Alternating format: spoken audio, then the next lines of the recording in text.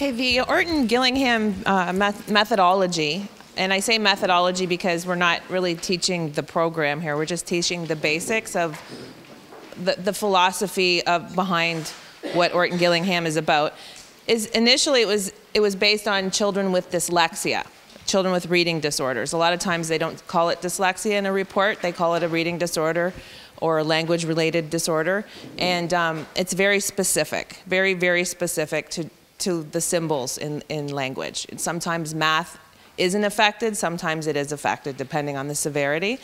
I went for the training about 8 years ago because my son has dyslexia, and he was put on a 3-year waiting list at the downtown Scottish Rite Charitable Foundation Center, and I didn't really want to wait that amount of time, and the wait time was lessened if I took the training and another teacher and I took it together and then switched kids, kind of thing. It's really difficult to teach your own children anything. So this was especially the case because it's very systematic. It's a language-based learning disability. They have, at least average intelligence. A lot of kids can have a reading disorder, but still fall into the intellectual disability range. That would be a lot more difficult to instruct. The suggestions for remediation include early intervention, the earlier the better, in a structured multisensory language program on a regular basis. And that's really the key to this. It's multisensory. So I'm going to be referring a lot instead of Orton-Gillingham because that's just the philosophy behind it. It's a multisensory program. It's visual, auditory, kinesthetic, and tactile. And you can fit any of those things into whatever lesson you're teaching, like we try to do anyway. So the program should approach language instruction with the structured, systematic, direct teaching of the organization of language, and it should involve at least 2 of the senses. So the Orton-Gillingham methodology, the basis, like the big philosophy behind it, is that it's a neurological basis, right? The more pathways we try to access when we're teaching a child, the more chances they have of making those connections. Right? If some children learn incidentally, they just pick it up, it's automatic. This is not automatic. They haven't caught on in our basic style of teaching, so we have to try to access as many neurological pathways as possible, and that's where the multisensory piece comes in. It's diagnostic and prescriptive in that especially when it's a one-on-one situation, we see what the issue is by doing a little mini assessment.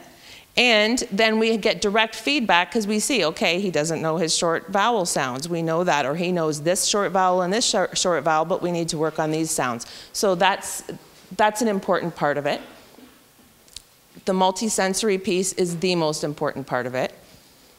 Structured and sequential, we'll go through a scope and sequence that I put together that starts with the basics and works its way towards progressively more difficult concepts. It's cumulative. You have to start and build on what you already know. You can't go halfway through the program and begin there. It has to build on each progressive lesson. The cognitive explicit teaching of rules of language, that's what we're doing. We're explicitly teaching what was not just picked up. It's flexible. We vary it for each child. Not everybody learns the same. One method might not work well for one child, but maybe for another. So we can play around with a few different ideas and adjust it to that child's abilities. And we teach it towards mastery and automaticity. We want them to know things quickly. And it's emotionally sound. That's very important. One of the most important things with working with these kids is that they know that they're getting better. They're doing well. They're not going, you're not stupid. That's what they think. They think, I'm stupid, I don't know this. Everybody else knows how to read.